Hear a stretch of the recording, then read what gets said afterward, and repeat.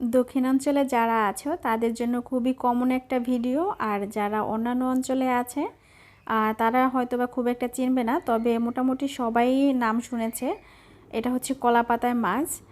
এটা যে কোনো মাছ দিয়ে করা যায়। আমাদের সবথেকে জনপ্রিয় খাবার হচ্ছে কলা পাতায় মাছ, খুবই ভালো লাগে খেতে।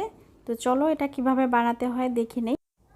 প্রথমে আমি হচ্ছে একটা মশলা বানিয়ে নেব। সেজন্য এখানে শুকনো মরিচ নিয়েছি এবং কাঁচা জিরা নিয়েছি। এই দুটো একসাথে আমি খুব ভালো করে বেটে নেব শিলপাটায়। এই রান্নাতে কিন্তু বাটা মশলাটাই ব্যবহার করতে হবে, আর মশলাটা তেমন বেশিও না, সামান্য মশলা। যেমন শুধুমাত্র আমি এখানে ব্যবহার করছি জিরা এবং হচ্ছে শুকনো মরিচ। আচ্ছা, এখন আমি মাছটা একটু দেখিয়ে দিচ্ছি। আমি এখানে কাতলা মাছের পেটি নিয়েছি, আর তোমরা চাইলে এখানে ছোটো মাছও ব্যবহার করতে পারো, তবে ছোটো মাছ দিয়ে করলেও ভালো লাগে, আর এরকম মাছের পেটি দিয়ে করলেও কিন্তু অনেক ভালো লাগে। আর এখন আমি যে মশলাটা বেটে রেখেছিলাম সেই মশলাটা, রসুন কুচি দিচ্ছি। আর রসুনটা আমি একটু ছেঁচে দিয়ে দিয়েছি, তোমরা চাইলে কুচি করে দিতে পারো। আর হচ্ছে লবণ দিলাম পরিমাণ মতো, হলুদ দিচ্ছি পরিমাণ মতো, আর কোনো মশলা দিচ্ছি না। আমি এখানে এই মশলা দিয়ে আজকে মাছটা পাতায় দিব। তো মশলাটা খুব ভালো করে মাখিয়ে নিচ্ছি। মাখানো হয়ে গেলে আমি যে মাছটা ছিল সেই মাছটা দিয়ে আমি খুব ভালো করে এটা ম্যারিনেট করে নেব। তো ম্যারিনেট করা হয়ে গেলে আমি কিছু আলু কুচি এর মধ্যে দিয়ে দিচ্ছি, আর কারণ আমি আলু দিয়ে খুব পছন্দ করি। পাতায় মাছ দিলে আমি একটু আলু অথবা কচুরলতি এগুলো দেই। তোমরা চাইলে শুধু মাছ দিয়েও করতে পারো, আবার কেউ চাইলে এখানে কচুরলতি দিয়েও করতে পারো। আচ্ছা, আমি এখানে ছোট্ট একটা টিপস দিচ্ছি। সেটা হচ্ছে আমি যে আলুটা ব্যবহার করেছি এই আলুটা আগে থেকে কেটে নিয়ে আমি হচ্ছে একটু লবণ দিয়ে মাখিয়ে রেখেছিলাম, যে কারণে আলুটা খুব ভালোভাবে সফট হয়েছিল। মাখাতে কিন্তু কোনো রকম কষ্ট হয়নি, আর ভেঙেও যায়নি। তোমরা হয়তো বা খেয়াল করলে বুঝতে পারবে। তো এটা হচ্ছে তোমাদের একটা ছোট্ট একটা টিপস, চাইলে এটা ব্যবহার করতে পারো এভাবে। তো এখন হচ্ছে মাছটা আমি পাতায় দেব, সে কারণে আমি কড়াইয়ের মধ্যে হচ্ছে কলা পাতা দিয়ে দিলাম। বড় একটা সাইজের কলা পাতা দিয়ে দিয়েছি প্রথমে। আচ্ছা, আমি একটু তেল দিয়ে দিয়েছি। এর উপরে হচ্ছে আরেকটা লেয়ার আমি কলা পাতা দিচ্ছি, কারণ আমি রিস্ক নিতে চাচ্ছি না। দুইটা কলা পাতা দিলে হবে কি, যদি একটা ছিঁড়ে যায় আর সেক্ষেত্রে পরবর্তীতে কড়াইয়ের মধ্যে পড়ে যাবে না।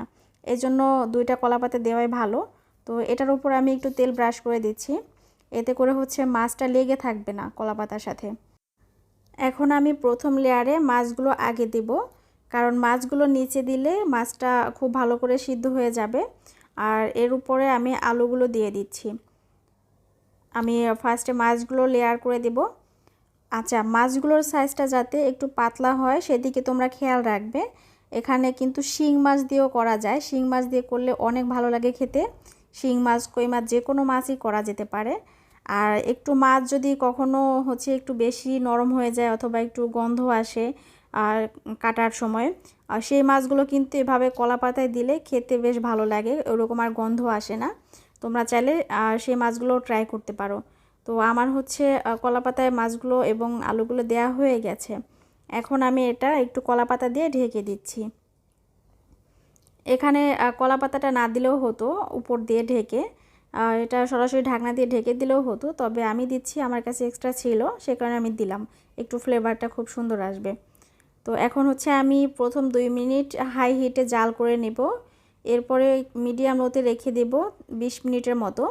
তো 20 মিনিট পরে হচ্ছে আমি ঢাকনাটা খুলে দিচ্ছি। দেখব আলুগুলো একটু সিদ্ধ হয়ে গেছে, আর নিচ থেকে কিন্তু তোমরা দেখতে পাচ্ছ পুড়ে যায়নি, তেলগুলো একটু বের হয়ে এসেছে, হয়তোবা তোমরা খেয়াল করলে বুঝতে পারবে। আর এখন হচ্ছে এটা উল্টানোর পালা। অপর পাশটা আমরা একটু আবার ভেজে নেব, মানে রান্না করে নেব। অপর পাশটা, এক পাশ রান্না করা হয়েছে, পরবর্তী পাশটা রান্না করতে হবে। তো সেই জন্য উপর দিয়ে আমি আবারও কলা পাতার লেয়ার দিয়ে দিচ্ছি। এখন আমি 2টা কলা পাতা দিয়ে দিচ্ছি। এর উপরে হচ্ছে আরেকটা প্লেট দেব। যে প্লেটটা আমি নিচে দিয়েছি সমান সাইজের আমি আরেকটা প্লেট দিয়ে এভাবে উল্টে নেব। এভাবেই কিন্তু উল্টাতে হবে, তা না হলে কিন্তু তোমরা পারবে না। 2টা সমান সাইজের প্লেট দিয়ে করতে পারো, সেক্ষেত্রে উল্টানোর জন্য খুব সুবিধা হবে। তো এখন হচ্ছে আমি এই পাশটা থেকে কলা পাতাগুলো তুলে নিচ্ছি, আর তোমরা হয়তো বা খেয়াল করলে বুঝতেই পারবে মাছটা খুব ভালো করে কিন্তু এটা সিদ্ধ হয়েছে নিচের পাশটায়, এবং একটু লেগে লেগে গিয়েছে, এটাই হচ্ছে কলা পাতার অসাধারণ একটা টেস্ট আর খুব সুন্দর একটা ঘ্রাণ আসে। তো এখন হচ্ছে আমি আবারও কলা পাতা দিয়ে দিলাম, ঢেকে দিলাম। এখন অপর পাশটাও খুব ভালো করে রান্না করে নেব 10 মিনিটের মতো।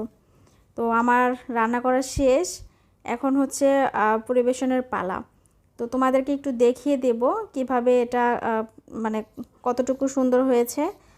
হয়তোবা তোমরা দেখে এভাবে বুঝতে পারবে না, বাসায় যখন ট্রাই করবে অবশ্যই তোমাদের কাছে ভালো লাগবে।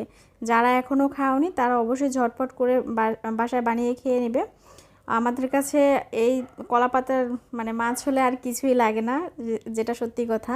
আমার অনেক ভালো লাগে খেতে। আজকে অনেক দিন পরে আমি ঢাকায় বসে খেলাম, কারণ এখানে তো কলা পাতা অ্যাভেলেবেল পাওয়া যায় না। তো আমার বান্ধবীর বাসায় গিয়েছিলাম, সেখান থেকে দেখলাম যে কলা গাছ আছে, তো আমি সেখান থেকে নিয়ে এসেছি কলা পাতা। তো কলা পাতা নিয়ে এসেই আর কি করব ভাবলাম তোমাদের সাথেও শেয়ার করি। তো তোমাদেরকে একটু দেখিয়ে দিব মাছটা কীরকমভাবে সিদ্ধ হয়েছে। হয়তোবা তোমাদের কাছে প্রশ্ন থাকতে পারে মাছটা আদৌ সিদ্ধ হয়েছে কিনা, তোমাদেরকে সেই কারণে দেখিয়ে দিচ্ছি মাছটা কতটুকু সিদ্ধ হয়েছে। আর নিচ থেকে দেখতে পাচ্ছ তোমরা একটু লেগে গিয়েছে, এটা হচ্ছে মানে আমাদের কাছে খুব ভালো লাগে, একটু পোড়া পোড়া থাকলে ফ্লেভারটা খুব সুন্দর করে আসে। তো এখন তোমরা হয়তোবা দেখতে পাচ্ছ যে মাছটা খুব ভালোভাবে সিদ্ধ হয়েছে। আমি এখন এটা একটু লেবু দিয়ে খাবো। আমি আসলে তোমাদেরকে বলে বোঝাতে পারবো না এটা কতটা সুন্দর হয়েছে। তো যাই হোক, আমার ভিডিওটা তোমাদের কাছে কেমন লাগলো তা অবশ্যই কমেন্টের মাধ্যমে জানাবে। আর যদি ভালো লেগে থাকে তা অবশ্যই আমার চ্যানেলটি সাবস্ক্রাইব করে দিবে এবং পাশে থাকা বেল আইকনটি ক্লিক করে দেবে, যাতে করে নিত্য নতুন ভিডিওগুলো তোমরা আপডেট পেতে পারো। তো আজকে এখানেই বিদায় নেব, দেখা হবে আবার নতুন কোনো রেসিপিতে। সেই পর্যন্ত সবাই ভালো থেকো, টাটা।